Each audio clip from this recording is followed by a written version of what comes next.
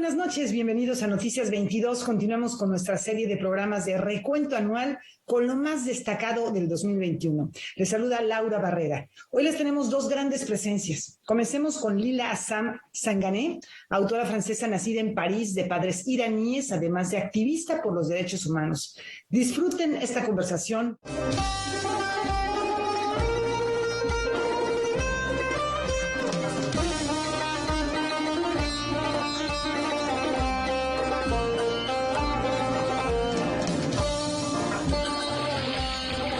¿Cómo paliar la soledad del confinamiento sanitario causado por la COVID-19? ¿Cuánta vida cabe en las habitaciones de una casa? ¿Qué compañía nos puede dar la literatura en este tiempo de aislamiento ineludible y global?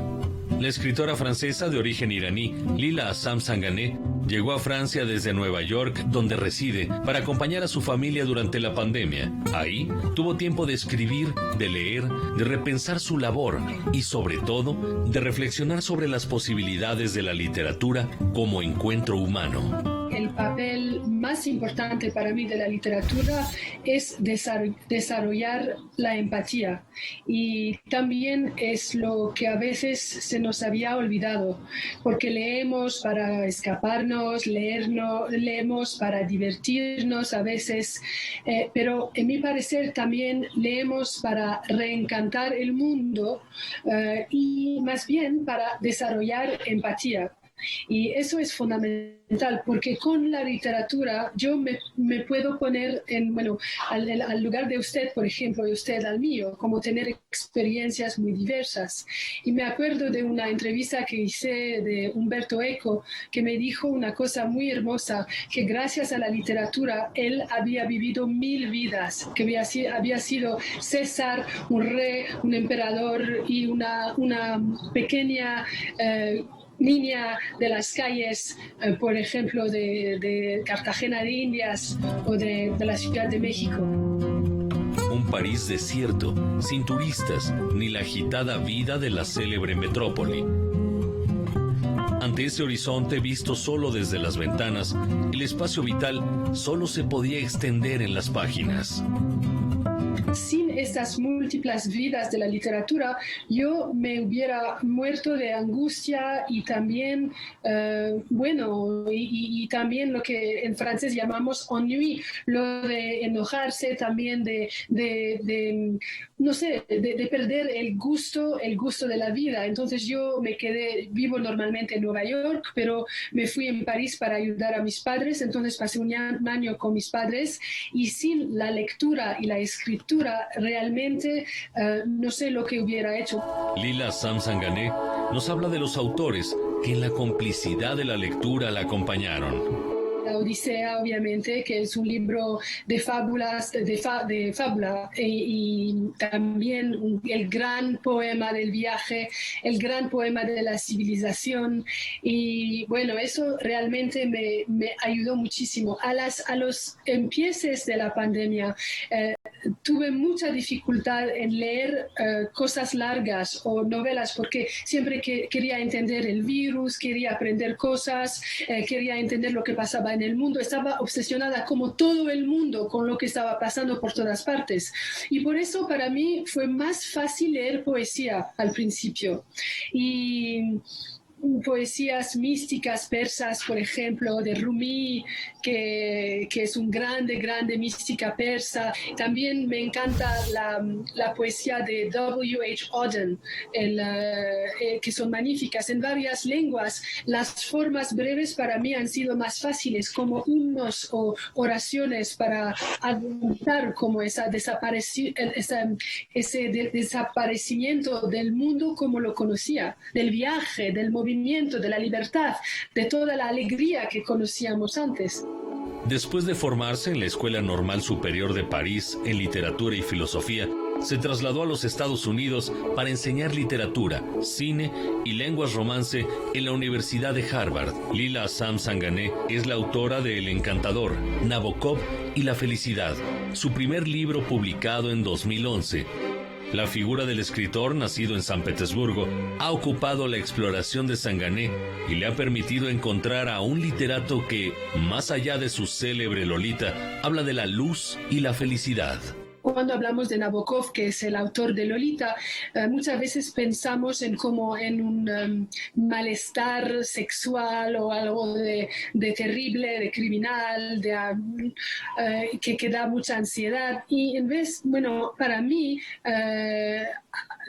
sin embargo, para mí siempre Nabokov ha sido el gran escritor de la luz. Y hablamos ahora de Homero. Y honestamente, después de Homero, yo nunca he leído un autor que pueda dar tanta atención a la luz. Cada página de Nabokov, cada página de Ada Olera, El Ardor, cada página de Lolita es llena, están llenas de descripciones de luz. Y la idea de este libro era de hablar de Nabokov como grande escritor de la felicidad. Más allá del aspecto erótico de Lolita, la autora habla de cómo la vida y obra de Nabokov se entrelazan en la novela publicada en París en 1955. Que él tenía esa imaginación como las niñas muy jóvenes y tal, pero no es nada, no era pedófilo para nada, pero en su imaginación, por ejemplo, se vincularon el primer amor con el amor del país, de la Rusia que después perdió, y entonces se quedó en él esa imagen del primo amor que se llamaba Lucia Shulgin en los bosques de San Petersburgo y tal. Y eso son esas imágenes, son la conciencia, la memoria, la memoria que fluye, que transporta esas cosas. Entonces Lolita es una exageración porque es la historia desde su propia vida, porque es la historia de un criminal, pero también es llena de cosas y de nostalgias que realmente pertenecen a él. Entonces es eso que aprendí. Dos fueron las figuras que impulsaron la creación de El Encantador, Nabokov y la felicidad, bajo la perspectiva de que realidad y ficción son un continuum. Entonces Updike y Dmitry Nabokov me dieron esa confianza de escribir un libro sobre la felicidad, pero no una felicidad no un self-help book, más bien algo que alcanzable realmente en momentos muy simples, como cómo mirar la luz, cómo mirar los colores, cómo utilizar la imaginación, porque para Nabokov exactamente el tema de la imaginación y de la empatía es fundamental, y a través de la imaginación, para él la literatura y la imaginación no es otra realidad que no exista, es la esencia del real, es la esencia de la existencia. Realidad y ficción literaria que hablan, que sintetizan la existencia de una manera erótica, como impulso vital, literatura que transforma. Que la importancia capital de la literatura es que nunca está separado del mundo, en la misma manera en la cual mis experiencias o las de Nabokov o de otra escritura son absolutamente, esencialmente vinculadas a la ficción, a la textura de la escritura. De la misma manera, cuando tenemos experiencias sensuales en la literatura, como de sentir las cosas mejor, de realmente estar allí con el escritor, de sentir la luz, la belleza, la sensualidad del mundo, el erotismo del mundo, cuando volvemos a nuestra vida propia, en el sentido real, prosaico, del día a día, en el día a día ya estamos transformados por esta experiencia sensual. Ya nos volvemos en amantes del mundo, en amantes de los pequeños detalles del mundo.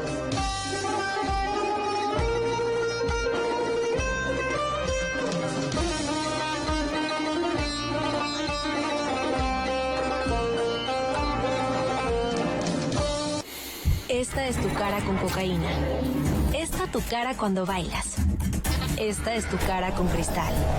Esta tu cara en un domingo con tu familia. Esta es tu cara con fentanilo. Esta tu cara cuando ves el amanecer. Piénsalo bien. Al final, ¿con qué cara te quieres quedar? ¿Con la cara de las drogas químicas o con la cara de la vida? Busca la línea de la vida. 800-911-2000. Mejor métete esto en la cabeza. Para vivir feliz, no necesitas meterte nada.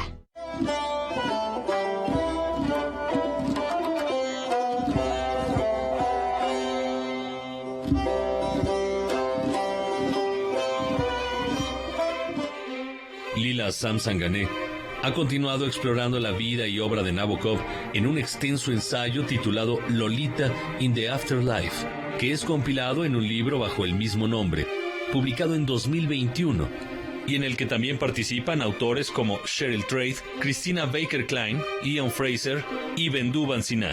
Hermanando la literatura con la filosofía, Lila Assam Sangané propone una perspectiva vital en donde el lenguaje vinculado a la ficción resulta ser central.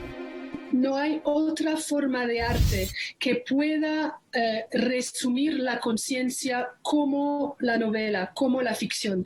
Entonces, realmente es como, para mí, la novela es como una recapitulación de la conciencia humana. Entonces, la música me encanta, obviamente, el arte, las esculturas y tal, pero nada como la literatura es lenguaje, es lengua, es mirada del mundo también, es como es un, ¿cómo se dice en francés? En un estar en el mundo. Planteado así, la novela resulta ser un género polifónico, más allá de la suma de sus elementos, un universo de sensaciones en donde escritor y lector participan de la co-creación, como igualmente afirmaba Vladimir Nabokov. Lo que me interesa más es viajar por dentro de la conciencia de los demás, pues la literatura lo hace en 500 páginas, donde puedes entrar en no solo un imaginario, una persona, una personalidad, sino 15 visiones de vida cruzadas, y eso es increíble, es un concierto polifónico que realmente existe en música, pero para nosotros que somos humanos, con una máxima claridad de imagen, de color, de sonidos, de intento, de belleza, pero de belleza donde entendemos realmente cada palabra, cada sonido, y podemos soñar con el escritor, porque si usted y yo leamos la misma novela, no vamos a imaginarla exactamente en el mismo modo. Usted va a tener otras imágenes, rostros de niños o paisaje que usted conozca, y yo otros. Entonces es una mezcla entre su imaginario, su imaginación, el del escritor. Es entonces ficción como parte de la realidad que se recrea en la lectura. Es también memoria que se vuelve un sedimento de la vida. La memoria es absolutamente fundamental. Pienso que las personas que no aman la ficción, no quieren la ficción, no aman, suelen decir que la ficción no es importante porque no está vinculada con la realidad, pero toda ficción, incluso las ficciones de Homero, de los griegos, obviamente hasta Marcel Proust, Gabriel García Márquez, Juan Rulfo, todo, es una gran parte, son memorias, pero memorias hay una metamorfosis de la memoria, una transfiguración, y es esa transfiguración que se llama literatura. Bajo esta perspectiva, la verdad también es una construcción intersubjetiva. La verdad es algo también que fluye, que no está muy claro. Para encontrar la esencia de la verdad, tenemos que mezclar nuestras memorias, y que ya sabemos hoy que la memoria no existe, porque cada memoria, cada vez que yo pienso otra vez a una memoria, en realidad estoy transformando la última vez que tuve esa memoria. Entonces, cada memoria ya es reinvención de la misma memoria la última vez que la tuve. Entonces, la literatura es otra forma de eso, es como siempre esa creatividad alrededor de la memoria, y eso es fundamental. La literatura fundamentalmente no nos enseña nada, solo nos enseña a observar, a volvernos en mejores observadores del mundo y de los otros seres humanos. Y finalmente, cuando regresamos en ese, es como un espejo hacia nosotros, y cuando regresamos en el mundo, en el día a día, somos ricos de esa sensualidad más aguda, más desarrollada, más viva.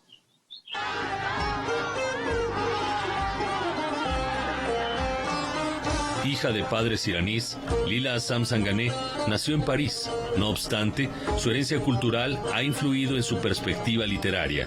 Su madre determinó su capacidad de observación desde la conciencia del exilio.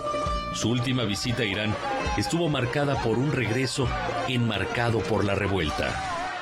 pero es mi madre que estaba en Irán durante la revolución porque se estaba muriendo su madre. Entonces salió de Irán en modo muy dramático porque se había muerto su madre y la hermana de mi madre le dijo, bueno, tú tienes un bebé en París y tienes que regresar ahora mismo porque van a cerrar las fronteras. Y en realidad cerraron esa noche misma y mi madre como viajó para 5 horas para llegar al aeropuerto y allí estaban miles de personas gritando, llorando y tal. Y ella lloraba mucho porque había perdido a su madre y nunca entendió por qué, pero un agente de Air France le pidió, pero ¿por qué está llorando así, señora? Y él explicó por qué se ha muerto mi madre, porque mi hija está en París y le ha dicho, no se preocupe, no tenía boleto mi madre, él no se preocupe, va a montar en ese avión, subir en el avión. Y entonces subió, fue la última persona que llamaron para subir en el avión y esa noche misma cerraron las fronteras y ella vio desde el avión las luces de Irán y nunca pensando que jamás regresaría a su país. Y siempre tentó de encontrar esa persona de Air France, ese agente que la ayudó sin ninguna razón, como un ángel, y no lo consiguió. Entonces sí, para ella, para todos, para toda mi familia ha sido como una ruptura muy importante, política, cultural, epistemológica, todo, es como reinventarse. O sea, había perdido todo con la revolución iraní, entonces siempre sabía que lo único con que nos quedamos es la educación, la cultura y la facultad de observación. Entonces me trajía por todas partes en los museos y tal, y después de un rato, como a los 10 años, le dije, ahora ya está, nunca más voy a ver ni siquiera un museo o una pintura. Pero de repente, unos meses ella ya le dio muchísima ansiedad y de repente en un cuento en París, unos meses después le dije, mira mamá, mira la luz, has visto qué belleza, y ella en ese momento entendió que yo había entendido lo único realmente que es importante, esa capacidad de sorprenderse, de maravillarse, esa capacidad que realmente también es el inicio de la filosofía, esa capacidad de decir, ¡ah! El mundo, qué belleza, qué misterio, y cómo voy a empezar a entender ese misterio. Mirar, observar el mundo con detenimiento es algo que también recuerda de su abuela. Es una cosa del que hablaba mucho mi abuela iraní, que casi no conocí, pero la única cosa que sé de ella y que siempre decía a los demás y a mi madre, y me enseñó a mí también, de mirar las personas en los ojos.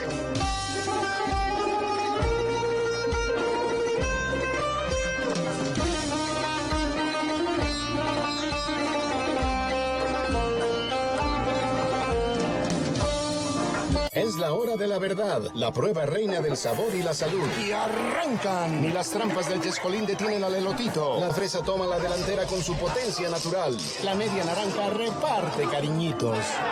Las chatarras se caen a pedazos por el exceso de carbohidratos, sodio y azúcares que les dañan su salud.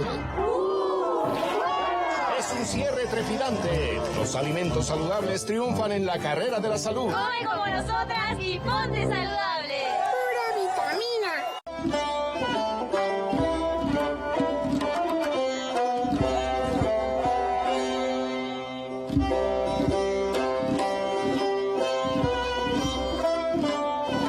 Múltiples son las transformaciones del mundo desde la revolución iraní. Cambios en una sociedad globalizada y sometida al vértigo posibilitado por las plataformas tecnológicas, vínculos humanos trastocados y sustancialmente diferentes de la intimidad que brinda la lectura. Un mundo que sería solo tecnológico, pensando que la tecnología, los vínculos tras las redes sociales, no sé qué, es la misma cosa que tener vínculos humanos en el espacio de la realidad, es para mí es un delirio total, es imposible. Los dos son estimulantes, todas las cosas de Internet. Yo adoro Internet, es una fuente increíble de magias, de informaciones, de mil cosas infinitas, pero tenemos como tenerlo en una pequeña caja, que no sea toda la vida, porque para tener amor tenemos que tener esa relación, ese relacionamiento sensual al mundo, si no, el amor no puede, es una fantasía, no es el amor tiene que ver con el tocar realmente el mundo. No podemos solo soñarlo. Eso puede ser un poco peligroso también. Lila Samsangané parece estar próxima a la idea del filósofo Walter Benjamin, quien habla del aura en toda obra de arte. Ese subjetivo rastro de humanidad que la autora define como presencia, como alma humana, que incluso encuentra en las pinturas rupestres. El rastro de la mano humana, exactamente como en las cuevas prehistóricas donde teníamos manos. Yo he visto las cuevas del norte de España. Es una cosa maravillosa de ver a esos animales donde y realmente se siente la presencia humana. Pues ahora no es que cambiaron tantas cosas, aunque sea una obra con 50%, 60, 80 de digital, si no hay una verdadera, una auténtica presencia, la presencia de la materia, no solo una cosa creada por el computador, pero una materia que tienes que transportar, que tienes que ver, y donde cuando la ves siente que los hombres prehistóricos pensaban que las paredes transmitían los espíritus, que había realmente una relación de fluidez y de permeabilidad entre, por ejemplo, la piedra y el alma del humano. Y eso existe, tenían toda la razón. Y sin esta fluctuación, para mí el arte no existe, es como algo de totalmente desencarnado, sin el humano. Ese mismo vínculo entre las pinturas rupestres y el espectador es la que a Samsangané encuentra en la polifonía de los idiomas que habla. Crecí con tres, que son el francés, el persa y el italiano, porque mi madre habla un italiano perfecto y escribe libros en italiano, publica libros en italiano, y después aprendí más tarde el inglés, el castellano, el ruso y el portugués. Entonces, comunicarse, pero no solo, es como, para mí, como tratar de hablar bien un idioma, también es un respeto hacia el pueblo donde me encuentro. Y adoro ver a esa mirada, notar esa mirada feliz y un poco, como con un poco de sorpresa del otro, aunque sea que entiende que yo realmente estoy haciendo el esfuerzo para hablar su idioma en modo correcto. Y eso, entonces, el lenguaje, lo que pasa es que con el lenguaje los vínculos cambian. Beauty through faith and confidence in what humans are capable. Il bacio è un punto di vista. Qualche anno fa ho chiesto al celebre regista Kiarostami De biologia, de natureza, adora, conoce todas las borboletas, es una boca de un mini Nabokov. Abrir realmente otra visión, otro estar en el mundo, por ejemplo, saber que árbol se dice deracht en persa, te da ya otra visión de la naturaleza del árbol, de la esencia del árbol. Entonces, qué mundo más mágico para acercarse del secreto de las cosas, del misterio de las cosas. A lo único que tengamos son palabras, son lenguajes, y cómo acercamos, incluso la imaginación funciona con imágenes, pero también a través del lenguaje. Colaboradora de publicaciones como The New York Times, The Paris Review, Le Monde y La República, la autora ha hecho del inglés un segundo espacio de su creación. Me parece que la escritura más bien es una artesanía y eso me interesó muchísimo.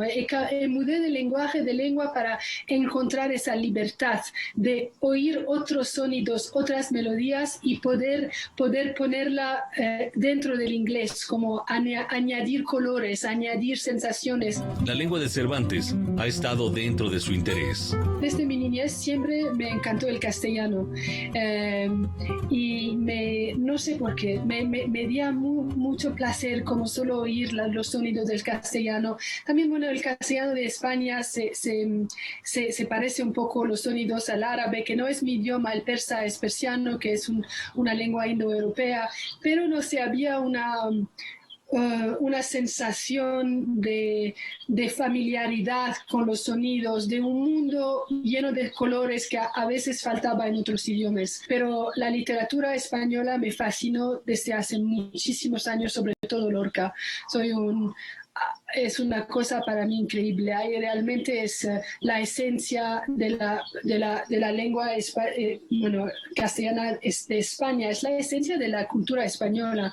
Y cada frase, salen, es como una fuente de colores, de impresiones. La autora de El Encantador, Nabokov y La Felicidad ha realizado varios viajes por América Latina, entre ellos una estancia en Brasil y algunos otros a México. Se dice maravillada por la semilla del castellano que ha florecido en el continente.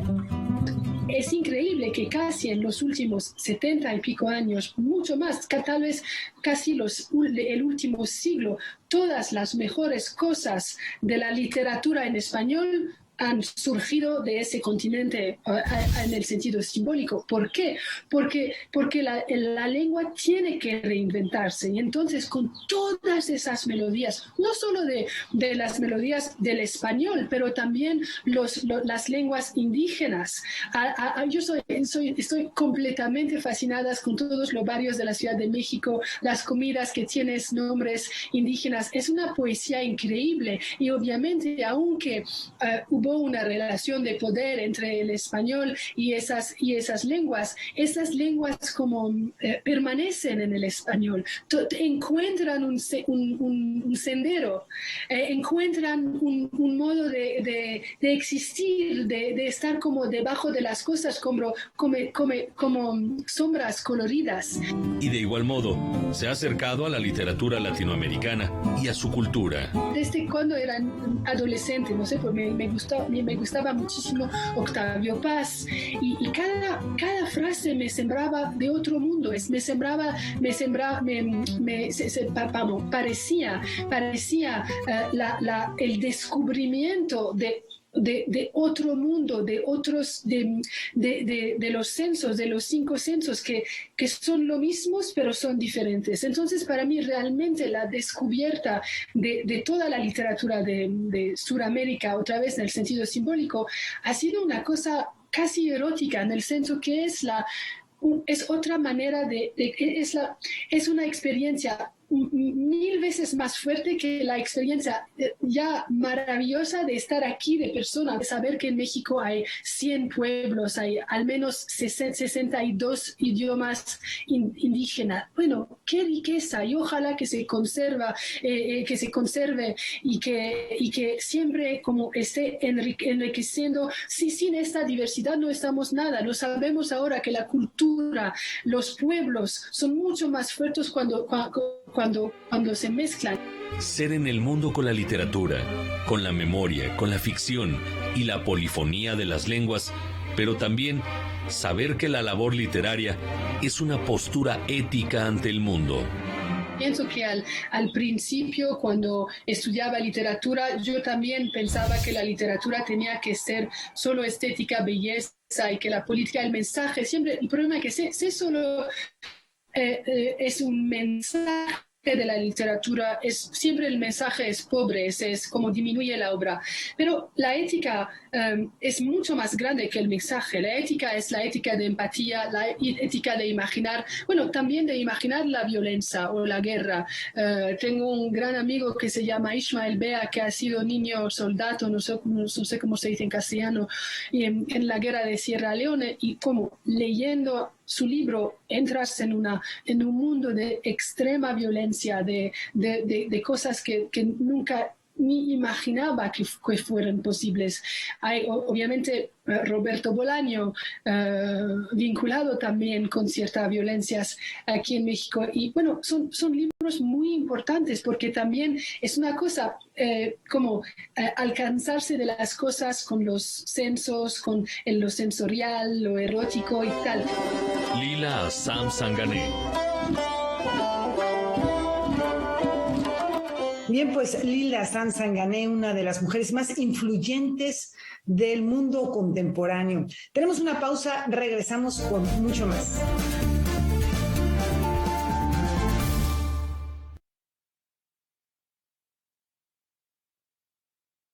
Este 2021, el Museo del Palacio de Bellas Artes ofreció una de las exposiciones más importantes de los últimos tiempos, una muestra que se extendió hasta la primera parte del año. Se trata de El París de Modigliani y sus contemporáneos, que nos presentó la obra del célebre pintor y escultor italiano y el círculo que lo rodeó en la capital francesa al iniciar el siglo XX. Les compartimos un recorrido por esta imperdible exposición.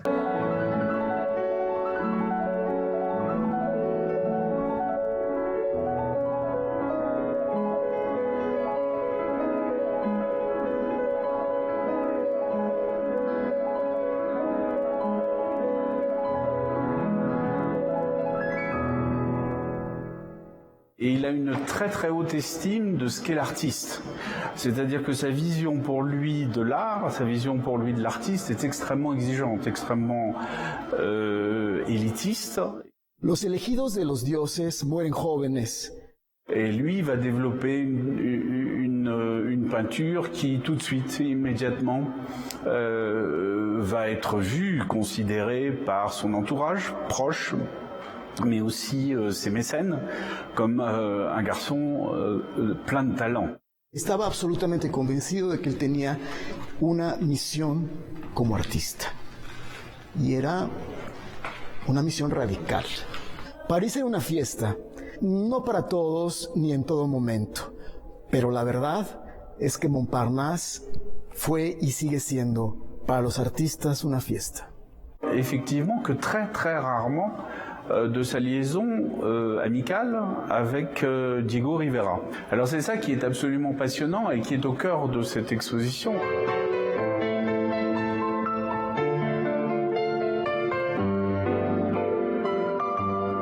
Amanece el siglo XX.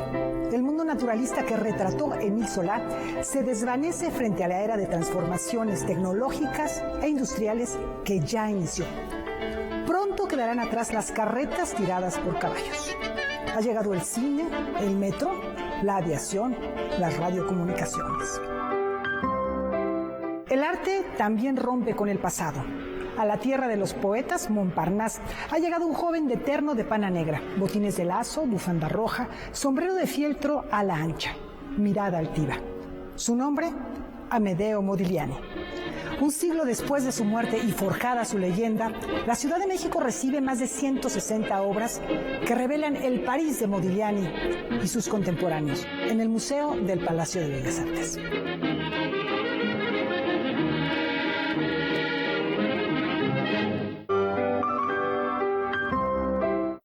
Su origen es la ciudad de Livorno, en Italia, que es una ciudad donde hay una comunidad sefardita muy grande e importante culturalmente. Modigliani pertenecía a una familia de medios. Su madre era hablante del francés y él aprendió la lengua francesa desde niño. Y su cultura fue una cultura muy libresca. Recitaba a Dante Alighieri, la Divina Comedia, de memoria. Y fue precisamente un latinoamericano quien lo invitó a París, un amigo pintor, Manuel Ortiz de Zárate, chileno, que le dijo a Amedeo, tienes que venir a París, aquí es donde puedes desarrollar tu carrera. Le jeune Modigliani, quand il arrive à Paris, c'est un garçon qui est balancé entre deux sentiments. Le premier sentiment, c'est qu'il était malade, il est tombé gravement malade. Il a attrapé la tuberculose. Il faut savoir que avant que la pénicilline soit inventée, les antibiotiques, on mourait de la tuberculose. Amedeo Modigliani era básicamente un escultor. Había estudiado pintura, había estudiado artes plásticas, pero entonces dijo, bueno, me voy a París, ahí están escultores que me interesan. Él ya conocía a Constantin Brancusi. Con quien después se va a relacionar. Así es. Y el ambiente de Montparnasse al que él llega lo acoge porque era un personaje muy simpático, era un hombre muy bello.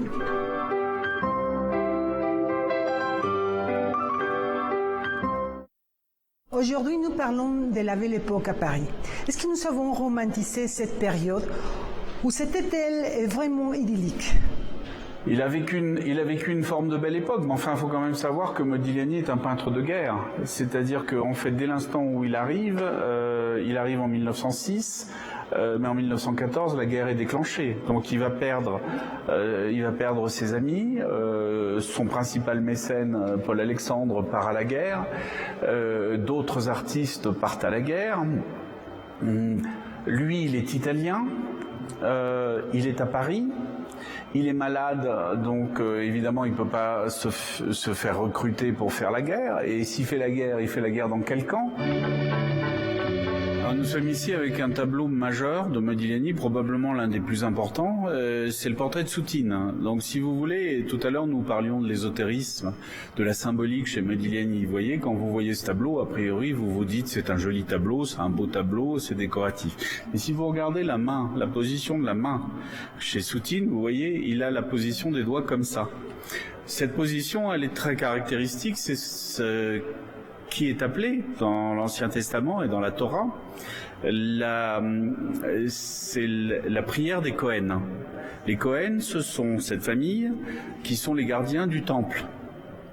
Donc ce sont les gens qui ont l'érudition, la connaissance, qui font que ce sont eux qui apportent aux autres la connaissance, le savoir.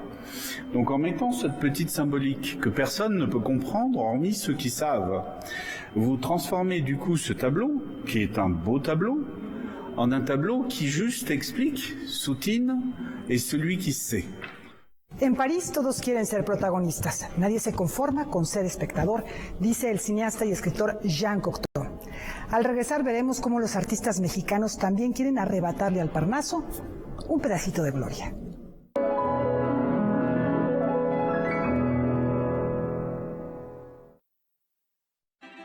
La nueva política de salarios mínimos es producto del diálogo y consenso entre empresarios, trabajadores y el gobierno de México por reparar años de injusticia para millones de personas trabajadoras. En solo 3 años, de manera responsable y sostenida, el salario mínimo ha aumentado 73% en términos reales. Con mayor poder adquisitivo, hay más consumo y dinamismo en la economía. Por el bienestar de todos, un salario digno. Gobierno de México.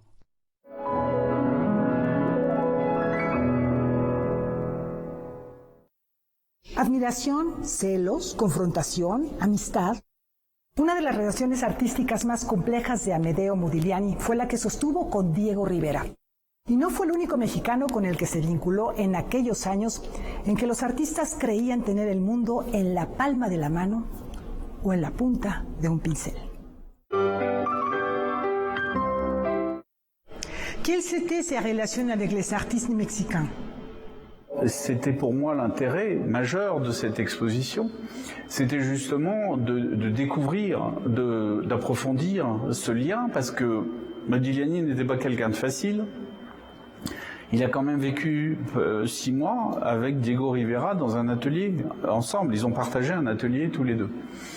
De ce que je connais de Modigliani, je ne suis pas spécialiste d'art mexicain, d'art moderne mexicain, ce que je sais de Modigliani, c'est que son rapport à l'artiste est un rapport d'exigence, est un rapport de réflexion élitiste, c'est un rapport de pensée, d'échange, d'égalité. Donc il est évident que se retrouvant dans un même atelier avec un artiste aussi important, aussi majeur, moi j'ai une infinie admiration pour Diego Rivera. Il est évident que se retrouvant ensemble dans un même atelier, comme ça s'est passé avec Brancusi, comme ça s'est passé avec Drouhard, comme ça s'est passé d'ailleurs avec Soutine, on ne peut imaginer qu'une seule chose. Ce sont des échanges, des discussions, on refait le monde comme on dit, on discute de son statut d'artiste, on discute des idées, on discute de la religion, on discute de la philosophie.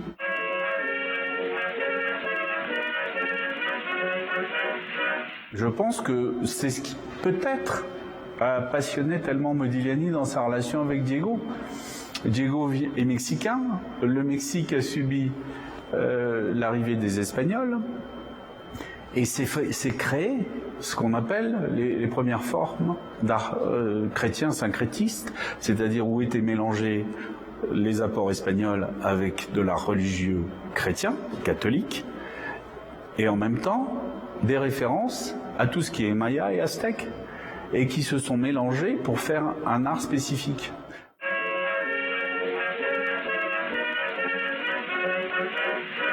Aquí hay, Jaime, un diálogo entre una obra de Modigliani y una de Ángel Zárraga. Visualmente como que es muy evidente. Sí, es evidente la cercanía, y lo que no es tan evidente, porque no está del todo documentado, es cuál fue la naturaleza de la relación amistosa entre el mexicano, Ángel Zárraga, y Modigliani.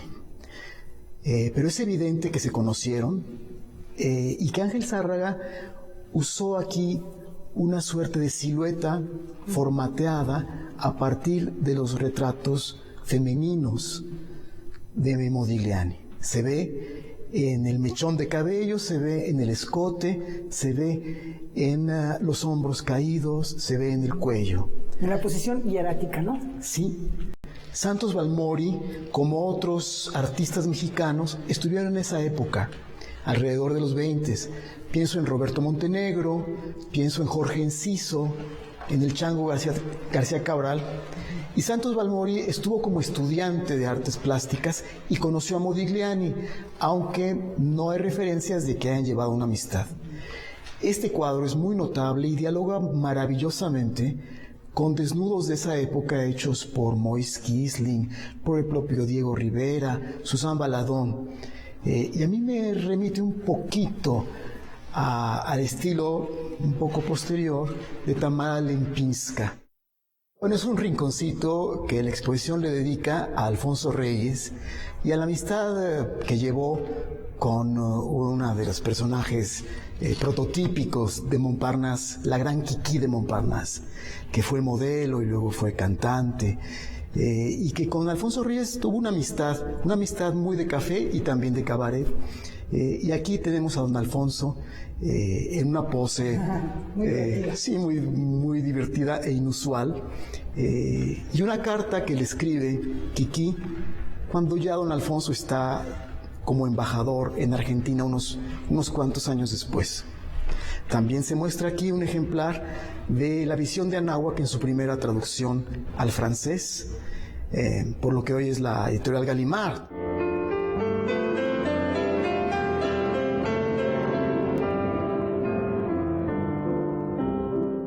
Bueno, este cuadro fue hecho para ser presentado en el Salón de Otoño de París en 1911 y triunfó.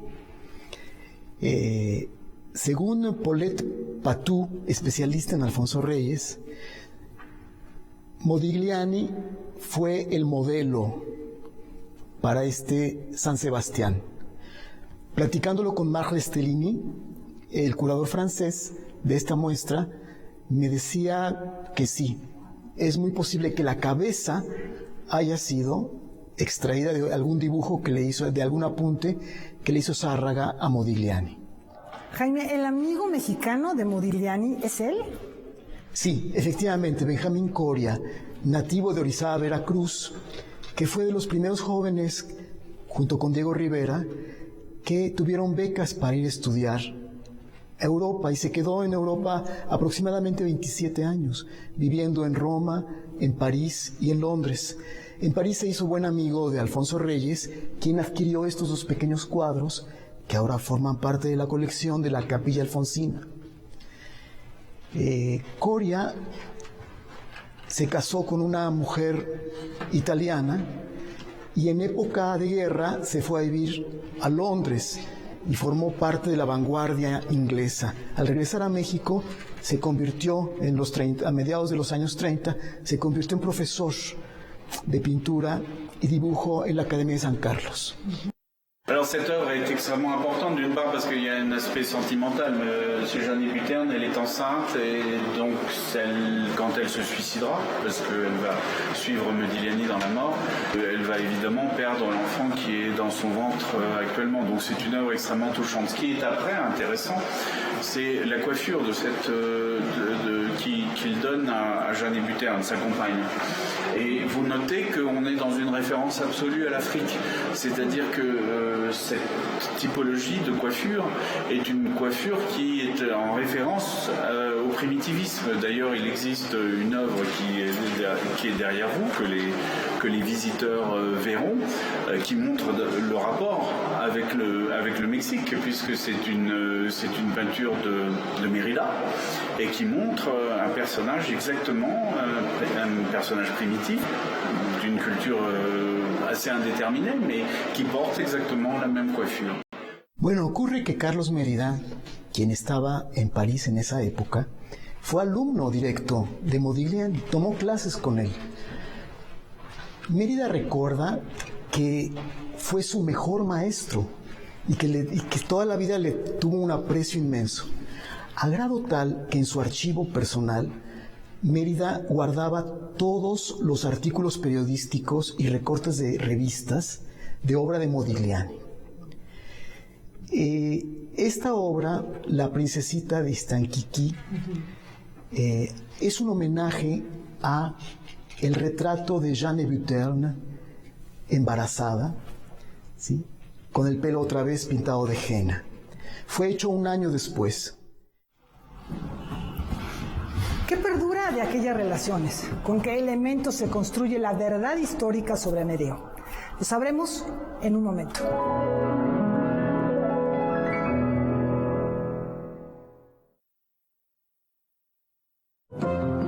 Las sentencias del Tribunal Electoral han obligado a los partidos políticos a incluir en sus candidaturas a representantes de las comunidades indígenas, LGBTIQ+, y afromexicana. También a que los mexicanos migrantes residentes en el extranjero y las personas con discapacidad tengan representación política en la Cámara de Diputados. Un tribunal de derechos a favor de los grupos históricamente discriminados. Tribunal Electoral del Poder Judicial de la Federación. Cumplimos 25 años cumpliendo.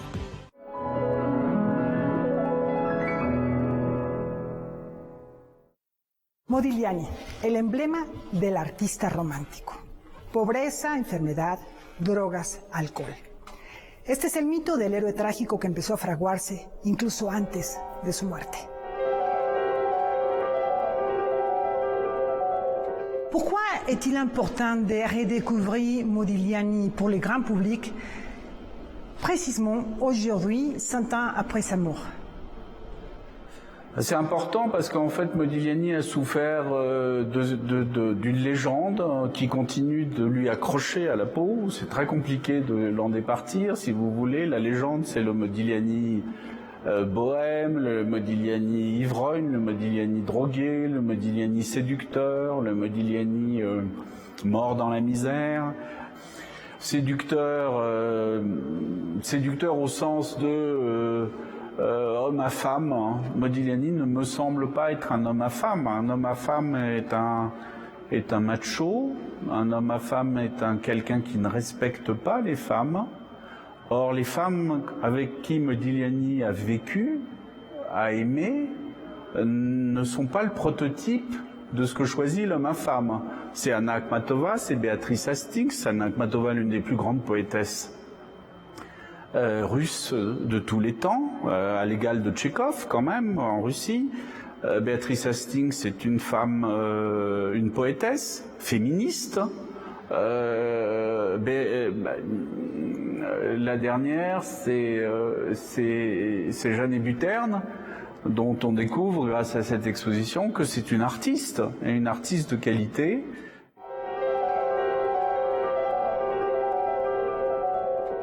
Mort dans la misère, il n'est pas mort dans la misère, il faisait des expositions, il avait un contrat, il vendait ses tableaux.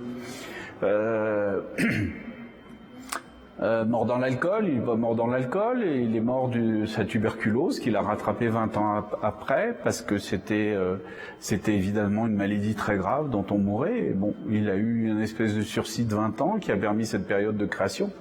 Donc si vous prenez chacun de ces critères, de ces caractéristiques que vous trouvez dans cette légende, aucun n'est vrai, aucun.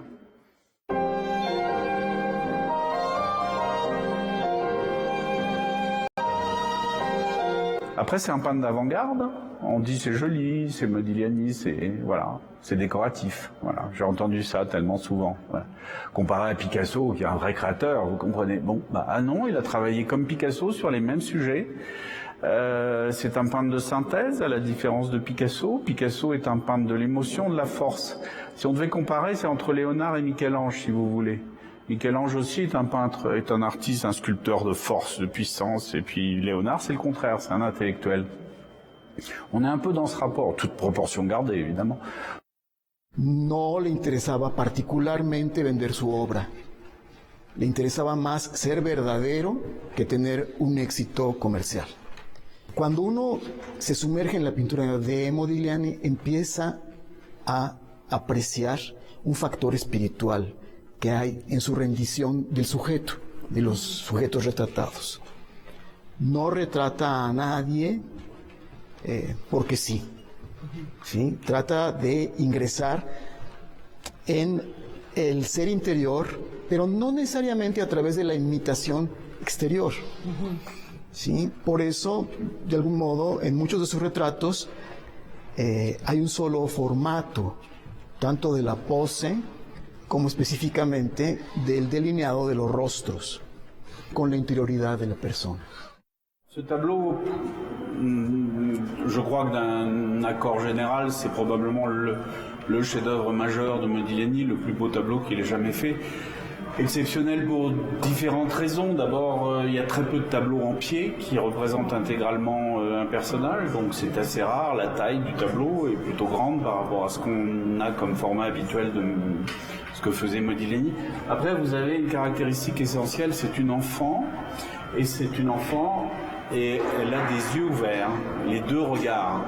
Donc là, vous êtes avec en fait toute la symbolique de Modigliani par rapport au regard. Souvent, dans les œuvres de Modigliani, il y a une absence de regard.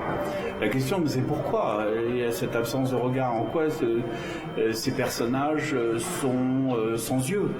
L'absence de regard, l'absence d'yeux dans les œuvres de Modigliani sont souvent parce qu'il s'agit d'adultes qui portent un masque.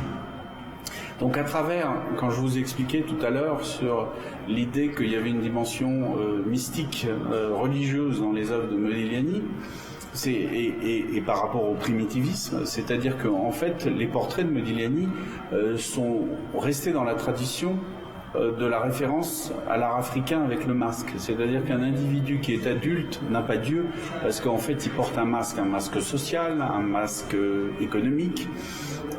Souvent ce sont des gens qui veulent avoir une image, une représentation. On a tous un masque. Moi je suis en face de vous, j'ai le masque de l'historien de l'art, du commissaire d'exposition, qui n'est peut-être pas ce que je suis en réalité. Mais la fillette, elle a des yeux.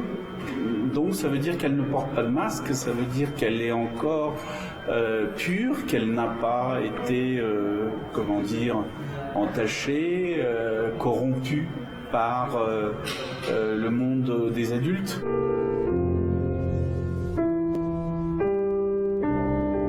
De esta experiencia como curador, de tu conocimiento y tu cercanía con los cuadros, ¿con qué te quedas, Jaime? ¿Qué te enriqueció más personalmente? Bueno, desde luego la experiencia de trabajar con probablemente el especialista número uno en Modigliani, Marco Stellini, eso fue fascinante. Luego, ver la obra, el manejo de la obra en situación tan difícil, porque cuando se iba a inaugurar esta muestra, estalla la pandemia en México. Entonces, durante mucho tiempo la obra quedó en cajas y solo hasta septiembre, iba a inaugurarse en marzo, solo hasta septiembre se pudo inaugurar.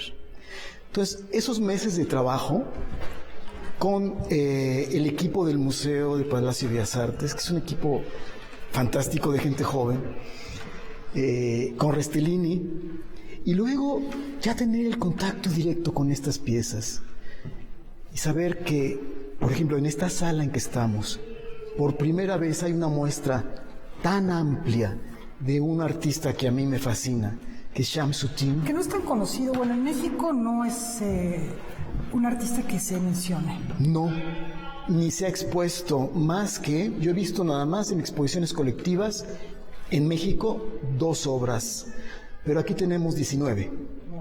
Monsieur Restellini, vous êtes reconnu comme l'un des plus grands spécialistes de Modigliani. Quand et pour quelle raison avez-vous commencé à s'intéresser à lui? Moi, personnellement, c'est une très vieille histoire. Moi, je suis lié, si vous voulez, mon grand-père était un peintre de ces peintres, si vous voulez. Il est le dernier peintre de Zborowski, le marchand, qui était donc, comme mon grand-père a travaillé avec Zborowski, il a travaillé aussi avec Jonas Netter. Donc dans les salles du haut, d'ailleurs, il y a 5 tableaux qui sont des œuvres de mon grand-père, qui sont de la collection Netter. Netter a collectionné pratiquement, il y a 150 ou 200 tableaux de mon grand-père dans la collection Netter, qui sont des œuvres qui sont dans la collection Netter, que moi-même dans ma famille nous n'avons pas, parce que c'est des œuvres qui ont été faites pour Zborowski, et moi j'en ai une dizaine, dans Netter on a 10 fois plus que moi, si vous voulez. Voilà, donc moi je suis très ami avec la famille Netter, parce que mon grand-père était très très proche de Jonas Netter. Ils avaient des liens d'amitié, de respect, de netteté, qui se sont perpétués en fait jusqu'à nos jours, et c'est la raison pour laquelle en fait je me suis intéressé à Modigliani très tôt. La colección Jonas Netter fue la base de esta exposición. La gran mayoría de las obras provienen de ahí. Un coleccionista que es hoy por hoy el nombre fundamental de lo que se conoce como Escuela de París. Él fue un gran comprador, fue un hombre con una enorme conciencia de lo que se estaba produciendo, lo que los jóvenes estaban produciendo entre los años de 1910 y 1930. La de Amedeo Modigliani fue una vida sin tregua, vivida hasta el último aliento. Y su pintura, una obra que un siglo después aún no termina de revelarse.